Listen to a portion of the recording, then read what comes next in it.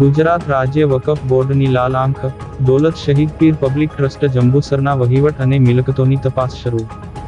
જંબુસર સ્થિત દૌલત શહીદ પીર પબ્લિક ટ્રસ્ટના વહીવટ, હિસાબી કામગીરી અને મિલકતોના સંચાલન અંગે મળેલી ગંભીર રજૂઆતોને પગલે ગુજરાત રાજ્ય વકફ બોર્ડે સત્તાવાર નોટિસ પાઠવી તપાસનો ધમધમાટ શરૂ કર્યો છે.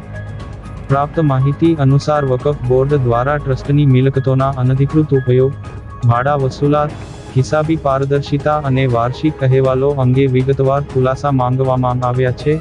નોટિસમાં ટ્રસ્ટની તમામ અસ્ક્યામતો, ભાડે આપવામાં આવેલી દુકાનોની માહિતી, ભાડુઆતોના નામ, ભાડાની રકમ, સત્તાવાર કરારો તેમજ મિલકતોના ફોટોગ્રાફ્સ તાત્કાલિક રજૂ કરવા આદેશ કરાયો છે. આ સાથે જ ટ્રસ્ટના આવક જાવકના તમામ હિસાબો, સત્તાવાર ઓડિટ રિપોર્ટ્સ અને સંબંધિત દસ્તાવેજો પણ માંગવામાં આવ્યા છે.